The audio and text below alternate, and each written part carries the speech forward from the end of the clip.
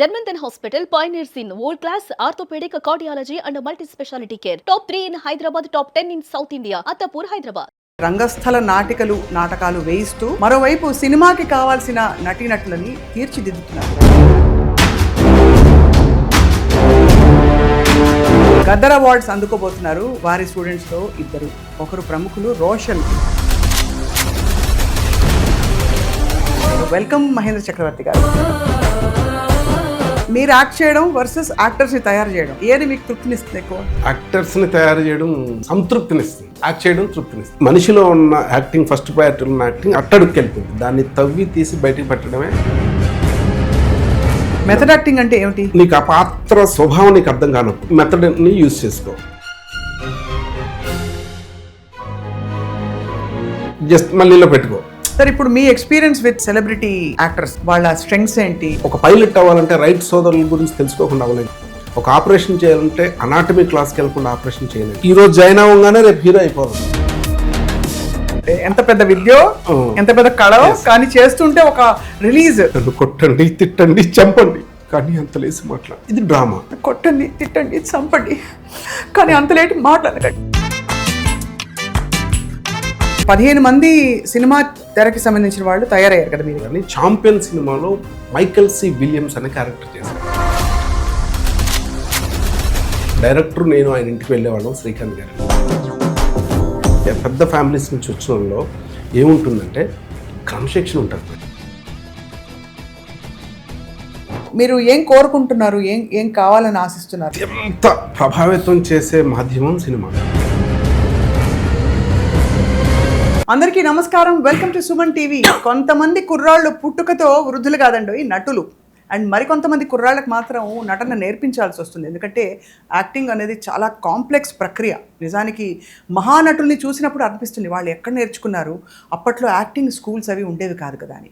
కానీ ఈ తరం చేసుకున్న అదృష్టం ఏంటంటే మనకి చక్కటి professional acting coaches, film academies మనకి రూపుదిద్దుకున్నాయి. మన జంట నగరాల్లో, ముఖ్యంగా తెలుగు రాష్ట్రాల 2 రాష్ట్రాల వ్యాప్తంగా కూడా స్టూడెంట్స్ని తయారు చేస్తూ చాలామంది అవార్డు విన్నింగ్ యాక్టర్స్ని కూడా తయారు చేసిన ఘనత ఎవరిదంటే డాక్టర్ మహేంద్ర చక్రవర్తి గారిది.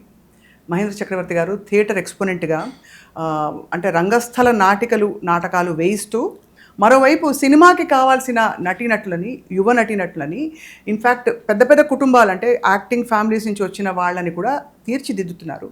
ఇప్పుడు గద్దర్ అవార్డ్స్ అందుకోబోతున్నారు వారి స్టూడెంట్స్లో ఇద్దరు. ఒకరు ప్రముఖులు రోషన్, అంటే మన హీరో శ్రీకాంత్ గారి అబ్బాయి. ఇప్పుడు యువ హీరోగా చక్కటి పేరు సంపాదించుకున్నారు మొన్నటి లేటెస్ట్ ఛాంపియన్ ఫిల్మ్తో.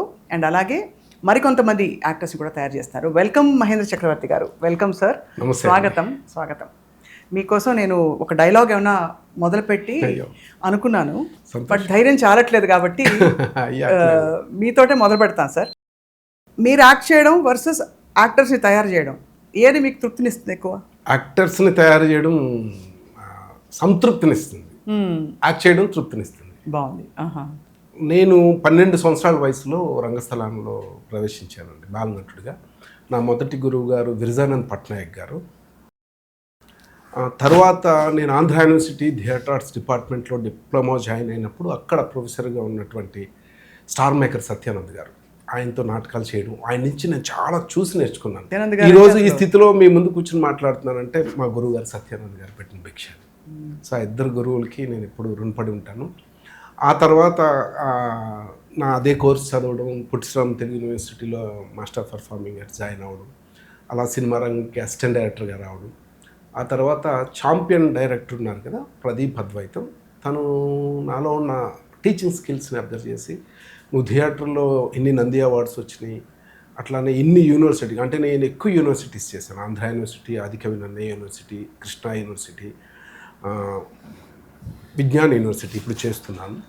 ఇలా ఇన్ని యూనివర్సిటీలు చేసావు కదా, నువ్వు ఎందుకు టీచింగ్ చేయకూడదు అని తను నన్ను అడిగితే, అప్పుడు మహేంద్ర ఫిల్మ్ అకాడమీని స్టార్ట్ చేసి మెల్లగా చిన్నగా మొదలుపెట్టింది. ఇప్పుడు ఒక మహాసముద్రంగా మీ ముందు కూర్చోబెట్టే స్థితికి రాగలిగింది. ఇది ఒక దశాబ్దంన్నర ప్రయాణం.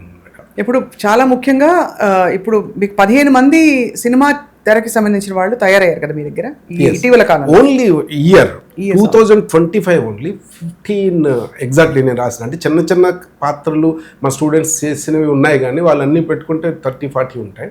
కానీ ఎస్టాబ్లిష్డ్ అంటే రోషన్కి నేను పూర్తి యాక్టింగ్ ట్రైనింగ్ ఇవ్వలేదు, కానీ ఛాంపియన్ సినిమాలో మైకెల్ సి విలియమ్స్ అనే క్యారెక్టర్ చేశాడు.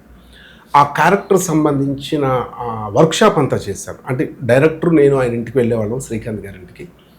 ఆఫ్టర్నూన్ కూర్చుని ఆ రోజంతా ఆ క్యారెక్టర్ స్వభావం, ఆ పాత్ర తాలూకు యాంబియన్స్ అంతా చేసి ట్రైన్ చేస్తున్న టైంలో అది తెలుసుకుని లైట్ బాక్స్ వాళ్ళు గుండం గంగరాజ్ గారు, అదే డైరెక్టర్ పవన్ సాధినేని గారు పిలిచి, అమెరికా నుంచి మాకు హీరోయిన్ వచ్చింది, అమ్మాయి పేరు సాత్విక, అమ్మాయికి అసలు తెలుగు కూడా రాదు, ముందు తెలుగు నేర్పించండి అని ట్రైనింగ్ స్టార్ట్ చేస్తే అమ్మాయి 14 డేస్లో ఫ్లూయెంట్ తెలుగు నేర్చుకుని ఆ సినిమాలో డైలాగ్స్ అని నేర్చుకుని పూర్తిగా పరిపూర్ణమైన నటిగా మారి ఇప్పుడు తను చాలామంది చప్పట్లో దుప్పట్లు కప్పుకుంటుంది లొకేషన్లో. అందరూ చెప్తున్నారు అమ్మాయి చాలా బాగా చేస్తున్నారు.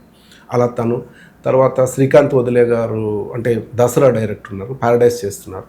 ఆయన కూడా ఖాయిద్ లోహర్ హీరోయిన్కి రాఘవ్ చుయల్కి తెలుగు నేర్పించండి అని ఆన్లైన్లో తెలుగు నేర్పించడం, అలా యాక్టింగ్ ట్రైనింగ్గా దాన్ని రూపాంతరం చెందడం.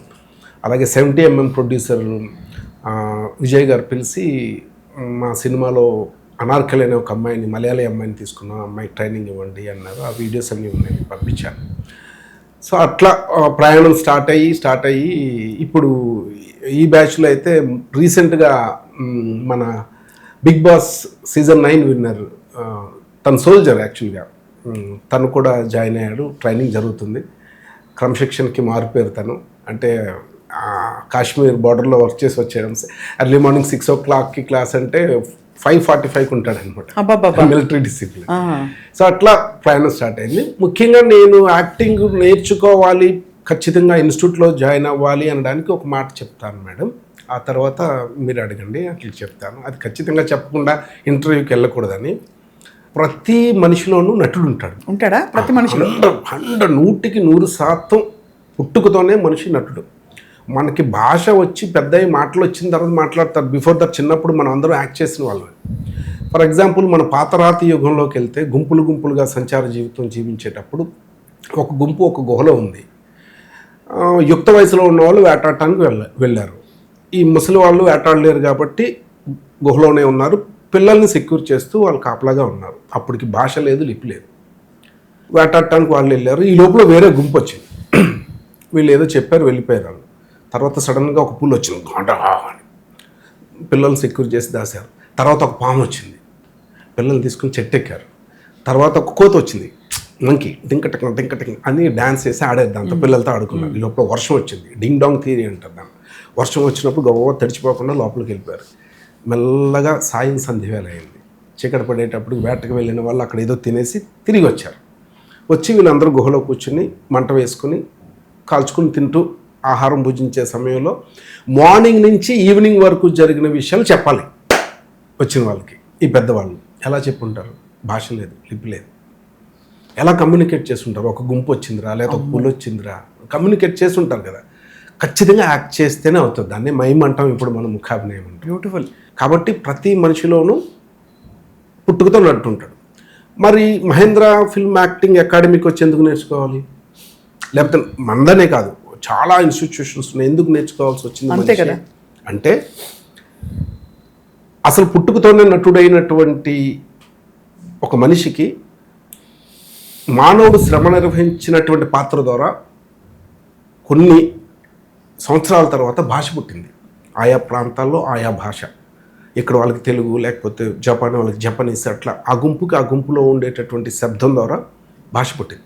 ఎప్పుడైతే భాష పుట్టిందో యాక్ట్ చేయాల్సిన అవసరం తగ్గిపోయింది. అవును, సరే నాకు వాటర్ ఇవ్వండి, లేకపోతే అటు ఎందుకు వెళ్తున్నాం, ఇలా ఎప్పుడైతే అనేస్తున్నామో భాష పుట్టిన తర్వాత నటన సెకండ్ ప్రయారిటీకి వెళ్ళిపోయింది. భాష పుట్టిన కొన్ని వేల సంవత్సరాలకి లిపి పుట్టింది. లిపి పుట్టినప్పుడు ఏమవుతుందంటే ఇంకా శారీరక అనాసక్తితో ఉన్నవారు, లేకపోతే డఫ్ అండ్ డమ్ ఎవరైనా సరే రాసిచ్చేస్తున్నారు, అమ్మ నాకు ఆకలి అవుతుంది. లిపి పుట్టేటప్పటికి ఈ యాక్టింగ్ అనేది చివరి ప్రయారిటీకి వెళ్ళిపోయింది. సో మనిషిలో ఉన్న యాక్టింగ్, ఫస్ట్ ప్రయారిటీలో ఉన్న యాక్టింగ్ అట్టడుక్కి వెళ్ళిపోయింది. దాన్ని తవ్వి తీసి బయటికి పెట్టడమే అకాడమీ చాలా అద్భుతంగా ఎక్స్ప్లెయిన్ చేశారు. ఎలా అయితే మనకి అంటే రకరకాల సాధనాలు వచ్చేసాయి కమ్యూనికేషన్కి, నటన, బాడీ లాంగ్వేజ్, ఆహార్యానికి సంబంధించిన విషయాలన్నీ వెనక్కి వెళ్ళిపోయాయి, బావిలో పడిపోయాయి. వాటిని వెలికి తీయడమే అంటే షూ ఉందనుకో మేడం, మేము చేసే పని, నేనే కాదు మా గురువులు కానీ అంతకుముందు గొప్ప వాళ్ళు కానీ చేసే పని ఏంటంటే షైన్ చేయడమే. పాలిష్ చేస్తారంటే, పాలిష్ చేస్తే షైనింగ్ వస్తుంది షూకి.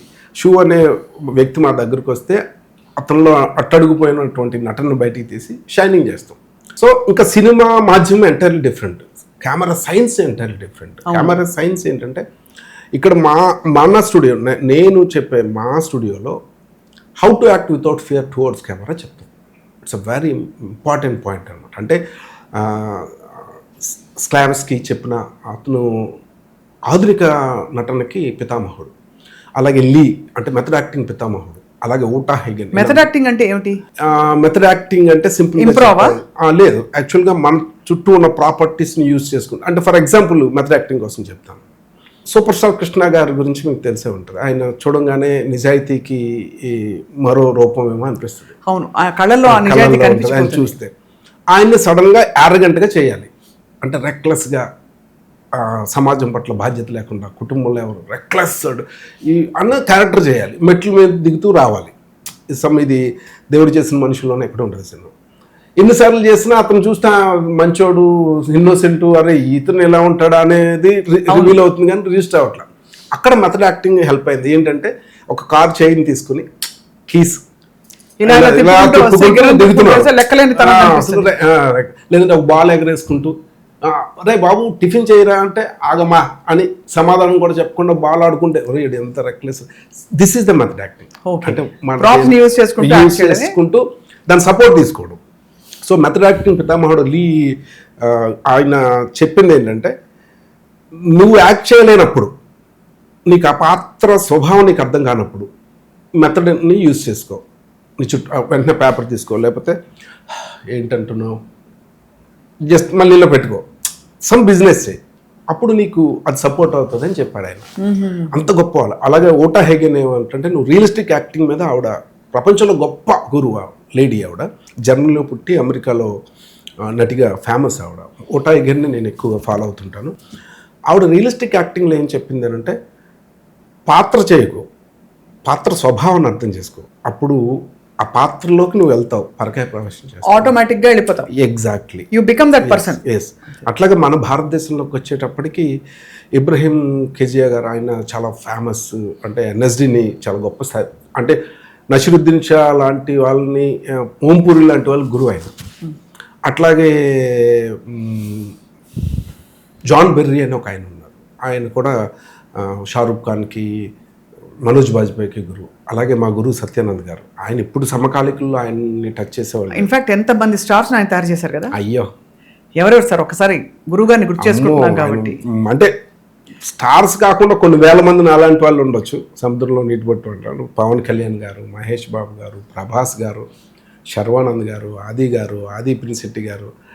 అసలు ఆయన దగ్గర ట్రైన్ అవ్వని హీరోయిన్ లేనట్టే ఒరిజినల్గా. అంటే ఆయన నుంచి అన్ని నాగబాబు గారు అబ్బాయి గారు. ఇప్పుడు కొత్త తరానికి మీరు కొంచెం కంటిన్యూ చేస్తున్నారు. ఆయనతో పోల్చకూడదు కానీ ఆయన అంటే ఆయన పెట్టిన భిక్ష. నేను అది ఈ కళలో ఉద్వేగం చూస్తే ఎంత ముచ్చటేస్తుందండి. గురువుల పట్ల ఇంత విధేయత ఈ కాలంలో ఉన్నవాళ్ళు చాలా తక్కువ మంది ఉన్నారు. ఆయన హిమాలయన్ మేడం, అంతే, అది సూపర్. అయితే నేను ఇక్కడికి వచ్చేటప్పటికి నేను ఓన్గా సిలబస్ తయారు చేసుకుని, డైలాగ్స్ రాసుకుని, నేను ఒకటే చెప్తాను, నన్ను కొట్టండి, తిట్టండి, చంపండి, కానీ అంత లేసి మాట్లాడకండి. ఓ డైలాగ్ ఉంది, దాన్ని ఎన్ని రకాలుగా చెప్పాలి అన్నది మా గురువుగారు విరజానంద్ పట్నాయక్ గారు నాకు మీరు అనుమతిస్తే మీరు నా చేసి చెప్పిస్తే సంతోషపడతాను ఎలా చేయాలని. ఎందుకంటే చూసే వాళ్ళకి కూడా అర్థమవుతుంది. నన్ను కొట్టండి, తిట్టండి, చంపండి, కానీ అంత లేసి మాట్లాడకండి. ఇది యాక్చువల్గా ఒక రైటర్ రాసిన డైలాగ్. ఓకే, దాన్ని ఒక లాగా చెప్పొచ్చు, నన్ను కొట్టండి, తిట్టండి, చంపండి, కానీ అంత లేసి మాట్లాడు. ఇది డ్రామా. ఎలా సార్? నన్ను కొట్టండి, తిట్టండి, చంపండి, నన్ను కొట్టండి, తిట్టండి, చంపండి, కానీ అంత లేట్ మాట్లాడకండి, అంతే. ఇది సినిమాకి వెళ్ళేటప్పటికి ఏమవుతుందంటే, నన్ను కొట్టండి, తిట్టండి, చంపండి, కానీ అంత లేసి మాట్లాడకన్నది లేదు, ఎక్స్ప్రెషన్తో కట్ అయింది. సో ఈ నన్ను కొట్టండి, తిట్టండి, చంపండి అనే ఈ ఒక్క లైన్ని 9 రకాలుగా స్టూడెంట్స్తో చేయిస్తాం. అంటే నన్ను కొట్టండి, తిట్టండి, చంపండి అంతేనా?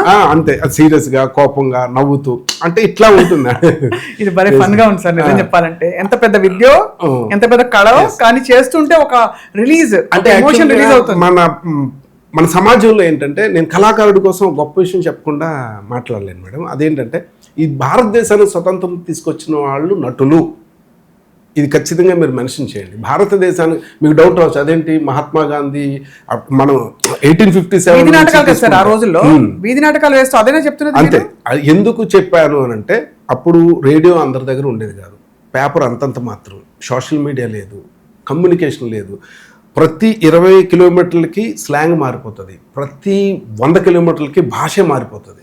కానీ ఎక్కడో ఉప్పు సత్యాగ్రహం, దండి సత్యాగ్రహం, సహాయ నిరాకరణ ఉద్యమం జరుగుతుందంటే అది మా భీమవరంలో కూడా జరిగేది. ఎందుకు అంత కమ్యూనికేట్ అయ్యిందంటే, ఈ కళాకారులు వీధి నాటకాల ద్వారా, యక్షగానం ద్వారా, బుర్రకథ ద్వారా, ఈ ఒగ్గు కథ ద్వారా ప్రజల్లోకి తీసుకెళ్లారు. అందుకే నేను భారతదేశానికి స్వతంత్రం తీసుకొచ్చిన దానిలో కళాకారుడు పాత్ర చాలా గొప్పదని. మా కొద్ది తెల్ల దొరతనము గుర్తుంది కదా మీకు. ధనము కోసము వాడు దారి చూసుకొని కళ్ళు సారాయమ్ముతాడు. అయ్యో, అంటే మీరు కర్ణాటిక్ కాబట్టి మీరు అంత, నేను పాడితే బాగా చాలా అద్భుతంగా ఈ పాటలన్నీ పాటలు సార్ అవి. Exactly madam. అందుకనే నటుడు ఎప్పుడు గొప్పవాడు మేడం. ఈ ప్రపంచంలో గొప్పవాళ్ళు ఎవరైనా ఉన్నారంటే నటి లేదా నటీమని. ఎందుకు అంటే మీకు కోపం రావచ్చు, తర్వాతే సైంటిస్టులు, తర్వాతే ఇంకెవరైనా సరే. ఎందుకంటే 748 కోట్ల మంది ప్రపంచ జనాభాలో ఒక 100 కోట్ల మంది డాక్టర్స్ ఉండొచ్చు, ఒక 150 కోట్ల మంది ఇంజనీర్స్ ఉండొచ్చు, ఒక 200 కోట్ల మంది వివిధ టీచర్స్, ప్రొఫెసర్స్ ఉండొచ్చు. కానీ యాక్టర్స్ అంతా కలిపి 20 కోర్స్ కూడా ఉండరు. సినిమా నటులు ఎందుకు ఇంత తక్కువ రేషియో ఉంది?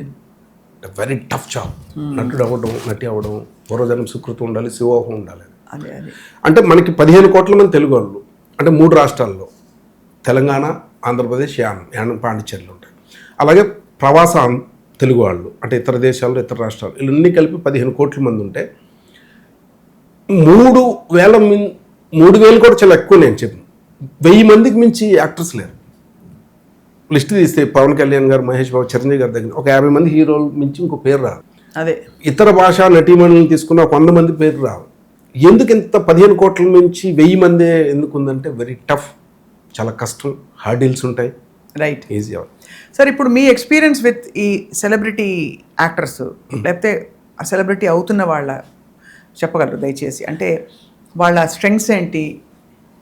యాక్చువల్గా యాక్టింగ్ జాయిన్ అవటానికి వచ్చేటప్పుడు అయిష్టంగానే వస్తారు మేడం. అంటే ఎవరో చెప్పడం వల్ల, లేకపోతే ఇంట్లో ఇది వల్ల, మ్యాక్సిమం అంటే వచ్చేటప్పటికి ఏమనిపిస్తుంది అంటే, మాకు యాక్టింగ్ వచ్చు కదా, మేము అందులో 2వ తరం 3వ తరం అనుకుంటారు. వాళ్ళనే కాకుండా సామాన్యులు కూడా మన ఛాన్స్ లేదు కానీ మనం ఇస్తే ఆడే ఉందిరా అన్న ఫీల్లో ఉంటారు. కానీ వచ్చిన తర్వాత మేము ఫస్ట్ ఆడిషన్ చేస్తాం.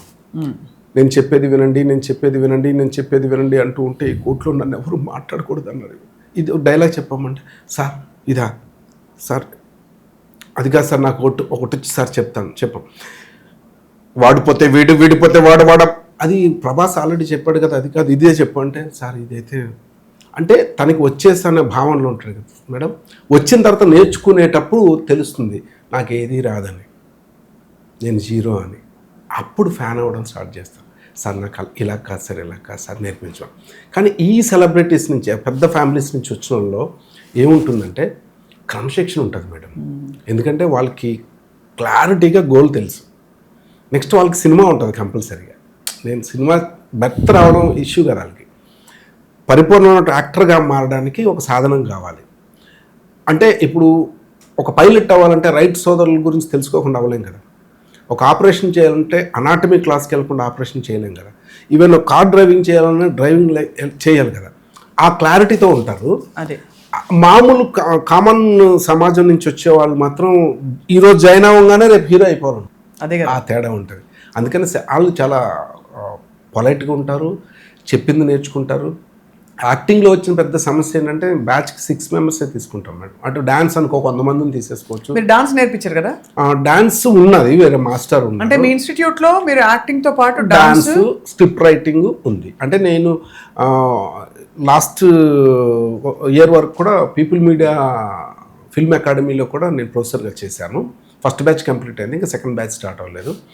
అప్పుడు నాకు యాక్టింగ్తో పాటు ఇవి కూడా పెడితే బాగుందని ఒక ఆలోచన రావడం, అది పెట్టాలి సార్. ఎందుకంటే ఇప్పుడు డాన్స్ లేదే ఎవరు తీసుకోవట్లేదు. వీర్ నారాయణ గారు అని ఒక ఆయన డాన్స్ కంపల్సరీగా ఉండాలి మేడం. యాక్టర్కి డాన్స్ ఖచ్చితంగా వచ్చి ఉండాలి. అంటే ఇప్పుడున్న డాన్స్ అని కాకుండా క్లాసికల్ డాన్స్ వచ్చి ఉంటే ఇంకా అద్భుతమైన హావభావాలు పలుకుతాయి. కానీ డాన్స్కి ఏంటంటే 100 మందిని ఒకేసారి జాయిన్ చేసుకుని 1 2 3 4 కౌంట్తో చెప్పచ్చు. యాక్టింగ్ అలా కాదు, మ్యాన్ టు మ్యాన్ హ్యాండిల్ చేయాలి. డైలాగ్ చెప్పాలి, తనకు రావాలి, తిరిగి తను అభినయించాలి, అభినయించకపోతే మళ్ళీ నేర్పించాలి. ఒకళ్ళు బాగా చేసేస్తారు, ఒకడు బాగా చేయడు, వాడిని వీటితో తీసుకురావాలి. సో ఎన్ని రోజుల కోర్స్ ఉంటుంది మీది? యాక్చువల్గా షార్ట్ టర్మ్ సర్టిఫికేట్ కోర్స్ అయితే 3 months madam, full time course 6 months. And ఇలాగ సామాన్యులు వీళ్ళందరూ మీ దగ్గర నుంచి యాక్టింగ్ స్కూల్ నుంచి బయటకు వచ్చే వాళ్ళకి చిన్న చిత్తగా అవకాశాలు వస్తున్నాయండి. ఇప్పటి వరకు నా దగ్గర నేర్చుకున్న వాళ్ళందరూ ఎక్కడో అంటే నాకు సినిమాల ఇండస్ట్రీలో ఇప్పుడు యంగ్ డైరెక్టర్స్ అందరూ నాకు క్లోజ్ ఫ్రెండ్స్. అదొక ప్లస్. అంటే రూమ్మేట్స్, ప్రదీప్ అద్వైతం, నేను రూమ్మేట్స్. రాధాకృష్ణ అని రాధేశ్యాం చేశారు ప్రభాస్తో, జిల్, తను, మేము ముగ్గురు రూమ్మేట్స్ అవ్వడం. ఇలాంటి వాళ్ళందరూ డైరెక్టర్స్ అవ్వడం వల్ల వాళ్ళు సాధారణంగా అడుగుతారు, మీ ఇన్స్టిట్యూట్లో ఎవరైనా బాగా ట్రైన్ అయిన వాళ్ళు ఉన్నారా, ఎవరు బాగా పర్ఫార్మెన్స్ చేస్తున్నారు, మాకు ఈ క్యారెక్టర్ కావాలి, ఇంత హైట్ ఉండాలి, ఈ ఏజ్ ఉండాలి అంటే సరే మన వాళ్ళని పంపిస్తాను కదా. అట్లా ఇప్పటి వరకు అందరూ ప్లేస్మెంట్స్ వచ్చి, సో అది అట్లా జరిగింది. అయితే నేను ఇక్కడికి వచ్చినప్పుడు 2 వ్యక్తుల పేర్లు మర్చిపోకూడదు. 2 డాన్స్ మాస్టర్స్ నన్ను రిసీవ్ చేసుకుని ఆతిథ్యం ఇచ్చారు. ఒకటి రాజన్ మాస్టర్ గారు, 2 వాళ్ళ తమ్ముడు చందు అనమాట. వాళ్ళ పేర్లు చెప్పకుండా ఉండకూడదని చెప్తున్నాను. వాళ్ళు నాకు ఫస్ట్ హైదరాబాద్లో కృష్ణానగర్లో పొట్టి వీరయ్య పాండబ్బా దగ్గర ఆతిథ్యం ఇచ్చి భోజనం పెట్టి సాకారు ఒక రకంగా. అప్పటికి మీకు భవిష్యత్తు ఏంటో తెలియదు నిజంగా. వాళ్ళిద్దరు, నేను ఆంధ్రా నుంచి వచ్చాను, వాళ్ళిద్దరు తెలంగాణ ఉద్యమం తీవ్రంగా జరుగుతున్న సమయం అది. వాళ్ళు మంచిర్యాల మందమర్రి గ్రామం. మీరు ఉత్తరాంధ్ర సార్? నేను భీమవరం అండి, భీమవరం, గోదావరి జిల్లా.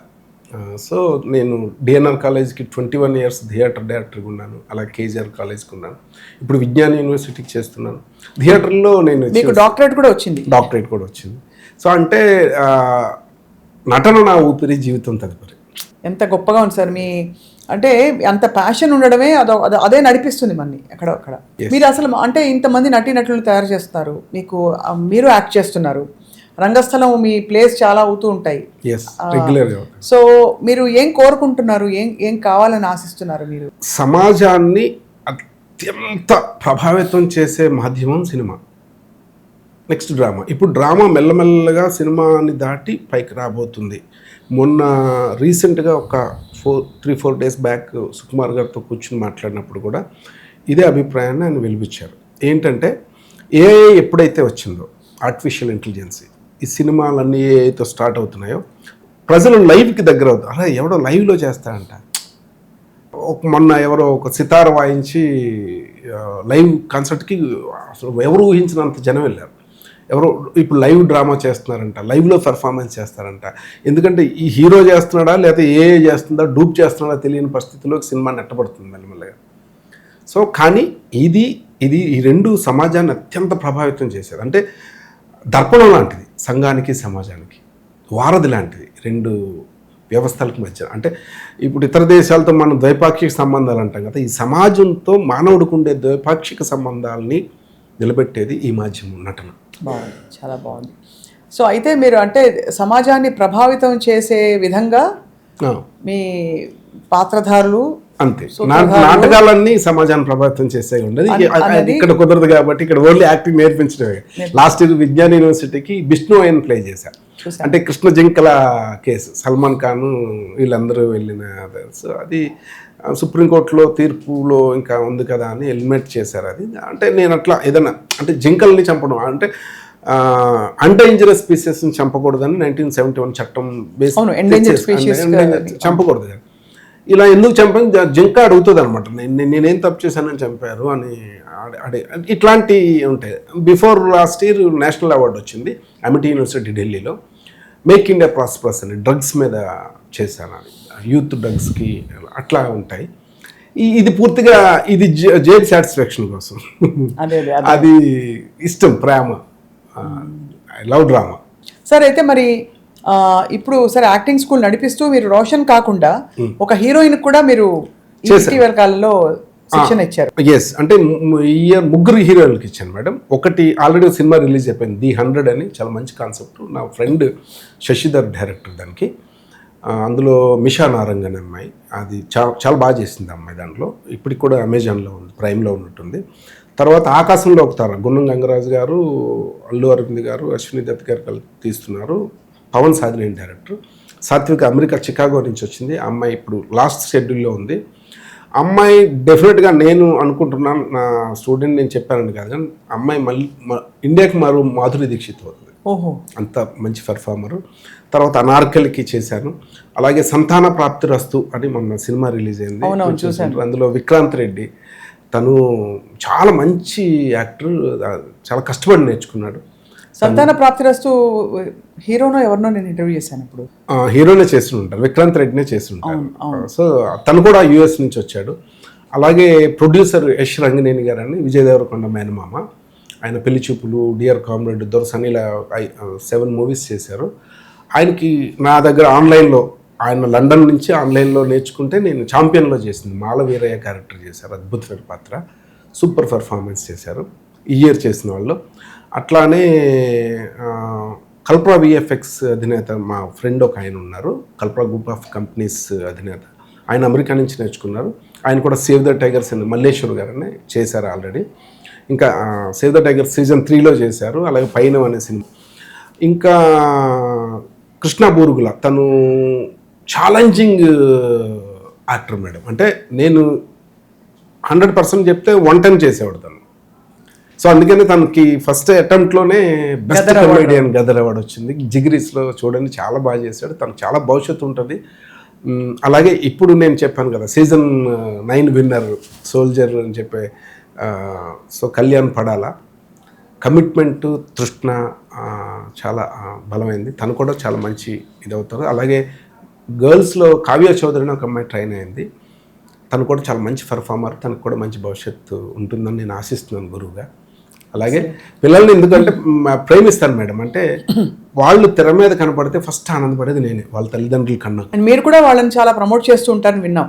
అంటే ఎవరైతే రెడీగా ఉన్నారని మీరు ఫీల్ అవుతారో వాళ్ళని కొత్త ప్రాజెక్ట్స్ లో వాళ్ళు వెతుకుతున్నప్పుడు మీ స్టూడెంట్స్ ని మీరు కూడా కాన్ఫిడెంట్ గా పంపించి వాళ్ళకి ప్లేస్మెంట్స్ ఇప్పిస్తారు అడిగి మరి. సో ఒకసారి చూడండి. అలాగే చైల్డ్ ఆర్టిస్టులు చాలామంది ఉన్నారు, ఇప్పుడు ట్రైన్ అవుతున్న వాళ్ళు కూడా బాగా చేస్తున్నారు. అంటే ఏం లేదు మేడం, నేను ఒక ఫ్లైఓవర్ నుంచి అలా వెళ్తున్నప్పుడు ఓ హోర్డింగ్లో నా స్టూడెంట్ ఫోటోని చూస్తే అంతకన్నా ఇంకా ఆనందం ఉంటుంది గురువుగా. అది కదా గ్రేట్ అచీవ్మెంట్. నా స్టూడెంట్ కదా అని చూస్తాను కదా. మీ దృష్టిలో మహేంద్ర గారు ఇది చాలా ఇరకాటం పెట్టే, అంటే చాలా తిరకాసు ప్రశ్న, చాలా ఇబ్బంది పెట్టే ప్రశ్న. బహుశా వర్స్ట్ యాక్టర్ ఎవరన్నా ఉన్నారా? వీళ్ళకి యాక్టింగ్ రాదు అని మీరు చెప్పగలిగేవాళ్ళు, తెర మీద కనిపించేవాళ్ళు?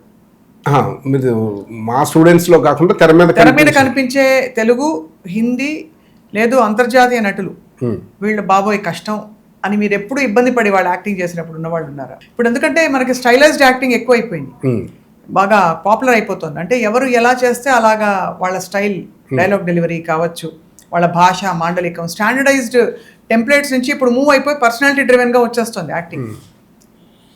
అంటే ఓవరాల్గా ఇండియన్ సినిమా మీద చూస్తే అతి కొద్ది మంది యాక్టర్స్ ఉన్నారు మేడం. యాక్టర్ వేరు, స్టార్ వేరు. మీకు అందుకనే ఈ 100 సంవత్సరాల తెలుగు సినిమా చరిత్రలో మనకి నిన్నగాక మొన్న పుష్ప ద్వారా బెస్ట్ యాక్టర్ వచ్చింది.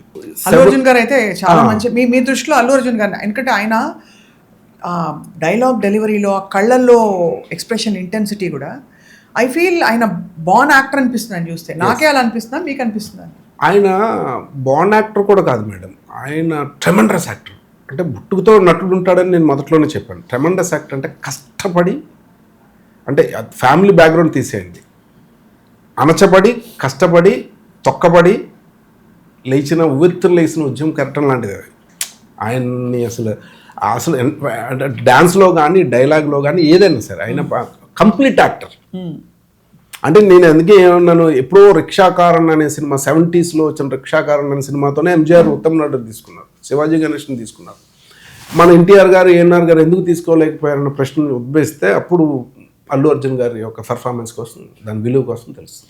అంటే ఎన్టీఆర్ గారు ఏఎన్ఆర్ గారిని మించిన వాళ్ళు లేరు కదండి యాక్టింగ్ లో మనకు తెలిసి 100% తెలుగులో. అలాగే మహానటి మన సావిత్రి గారు, మన జమున గారు, yes. వీళ్ళందరూ లెజెండ్స్ కదా sir. 100% legends, no doubt about that. కానీ ఏంటంటే నేను ఎందుకు భారతీయ చిత్రరంగంలో నేషనల్ అవార్డ్స్ అనేది స్టార్ట్ అయిన తర్వాత ఎందుకు ఆ స్థానాన్ని అందుకోలేకపోయాయి? ఇందాక మీరు అడిగారు కదా, ఎప్పుడు మలయాళం, బెంగాలీ ఈ రెండింటికే ఎక్కువ వచ్చాయి. ఈవెన్ తమిళ్ కూడా ఇప్పుడు కమల్ హాసన్ లాంటి వాళ్ళు, సో ఇట్లా చాలామంది అచీవ్ చేశారు. అటు ప్రేమ్ నజీర్ గారు కానీ, లేకపోతే మన మోహన్ లాల్ గారు కానీ, మమ్ముట్టి గారు కానీ. మనం ఎందుకు చేశాము అనే తపన, ఆలోచనలోంచి ఆ రివ్యూ అంటే సమీక్ష చేసుకుంటే అల్లు అర్జున్ గారి యొక్క స్టామినా, అంటే ఈ తరంలో హీ హస్ స్టూడ్ అపార్ట్ కదా డెఫినెట్లీ. ఎస్, ఇక్కడ నుంచి మనకు డెఫినెట్గా వస్తాయి. ఇప్పుడు మనం ప్రపంచ సినిమాలోనే, ఇప్పుడు మనకి బాలీవుడ్ కానీ మిగిలిన సినిమాలు మనకి ఇంకా చాలా చాలా చిన్న స్థితిలో ఉన్నాయి. అలాగే రంగస్థలంలో రామ్ చరణ్ గారి పర్ఫార్మెన్స్ కూడా ఎక్స్ట్రాడినరీ, అద్భుతం. అది సుకుమార్ గారు, రెండింటికి కామన్ థీమ్ ఎవరంటే సుకుమార్ గారు పండించిన విధానం కూడా, వాళ్ళ క్యారెక్టర్స్ ని తీసుకురావడం, యాక్టర్ ని వెలికి తీసి ఆయన అసలు ఎంత, అసలు రామ్ చరణ్ గారి పర్ఫార్మెన్స్ వాజ్ మైండ్ బ్లోయింగ్ నిజంగా. సుకుమార్ గారు గురించి ఒక మాట చెప్పాలంటే 100 ఏళ్ళు ముందున్నారు. అంటే 2026 కదండి, ఆయన 2126లో ఉన్నారు. ఆయన ఆలోచన, ఆయన టీచర్, ఆయన బేసికల్గా టీచింగ్ నుంచి వచ్చారు కదా ఆయన. అప్పట్లోనే ఆయన సీనియర్స్కి చెప్పేవారు, టీచ్ చేసేవారు. మల్కీపురంలో ఒక కోచింగ్ సెంటర్ నడిపేవారు. అత్యంత ఎస్టాబ్లిష్ చేసిన కాలేజ్కి ర్యాంక్స్ రాకపోతే ఈయన పెట్టిన చిన్న కోచింగ్ సెంటర్కి ర్యాంక్స్ వచ్చేసాయి. అంటే చాలా విజనరీ ఆయన చిన్నప్పటి నుంచి. ఆయన ఆలోచన విధానం వేరు. ద బిగ్గెస్ట్ డైరెక్టర్ కదా. అందుకే ఆయన తీర్చిదిద్దడంలో ఇటు రామ్ చరణ్ గారిని కానీ, లేకపోతే ఆయన కానీ తీర్చిదిద్దడంలో గురువు అనేది కనిపిస్తుంది అందులో 100%. అది అంటే బట్ అఫ్ కోర్స్ వీళ్ళ ఇన్హెరెంట్గా ఉండే వీళ్ళ తపన, ప్యాషన్, ఇంటెన్సిటీని సుకుమార్ గారు అలా ఈ 2 సినిమాల ద్వారా ఇద్దరు అద్భుతమైన యాక్టర్స్. అంటే వీళ్ళు కేవలం లెగసీతో వచ్చిన వాళ్ళు మాత్రమే కాదు, స్వతహాగా వీళ్ళలో ఇంత పొటెన్షియల్ ఉందని, ఇంత విషయం ఉందని చూపించారు. ఇప్పుడు భారతదేశాన్ని పట్టి కుదుపుతున్న యాక్టర్స్ మేడం వాళ్ళు. అవును, రామ్ చరణ్ గారు అండ్ అల్లు అర్జున్ గారు, ఈవెన్ జూనియర్ ఎన్టీఆర్ గారు అంటే RRR నుంచి భారతదేశాన్ని పట్టి కుదుపుతున్నారు. ఇప్పుడు ఇంతకుముందు ఎవరో ఒక రేషియో అంతా కృష్ణ గారు, ఒక రేషియో అంతా చిరంజీవి, ఒకళ్ళే చెప్పేవాళ్ళు. మనకి తమిళ్లో చాలామంది ఉండేవారు, మలయాళంలో, కన్నడంలో చాలామంది ఉండేవారు. అలా ఇప్పుడు తమిళకి వెళ్తే ఒకరి పేరు కూడా చెప్పడానికి వెతుక్కోవాల్సి వస్తుంది. ఎందుకంటే విజయ్ కూడా పాలిటిక్స్లోకి వెళ్ళిపోయారు, మానేశారు కాబట్టి. ఇప్పుడు మనం చెప్పుకోవడానికి చాలామంది ఉన్నారు. అది తెలుగు చిత్ర పరిశ్రమ సాధించిన, అంటే 1000 మందే ఉన్నా అంటే భక్తి కలిగిన కూడు పట్టెడైన చాలు విశ్వదాభిరామ వినురవేమ. ఎగ్జాక్ట్లీ అది. కాబట్టి మనకి పట్టెడు అంటే తక్కువ మంది యాక్టర్స్ ఉన్నా కూడా హీరోలు స్టార్ వాల్యూ ఉండి యాక్టింగ్ పొటెన్షియల్ ఉన్న వాళ్ళు కూడా ఉండడం మన, అందుకే తెలుగు సినిమా వాళ్ళ దేశవ్యాప్తంగా రాణిస్తుంది. అంటే వీళ్ళు సమాజాన్ని అర్థం చేసుకోవడం మొదలుపెట్టారు మేడం. ఎప్పుడైతే సమాజాన్ని, సొసైటీని చూస్తుంటేనే పాత్రలు వస్తుంటాయి, ఆ క్యారెక్టరేషన్స్ వచ్చేస్తుంటాయి. ఎప్పుడైతే అర్థం చేసుకున్న ఈ కోణంలో జర్నీ అనేది ప్రారంభమైందో, అది కూడా ఆఫ్టర్ 2000 అంటే జెన్జీ ఈ జనరేషన్ స్టార్ట్ అయింది.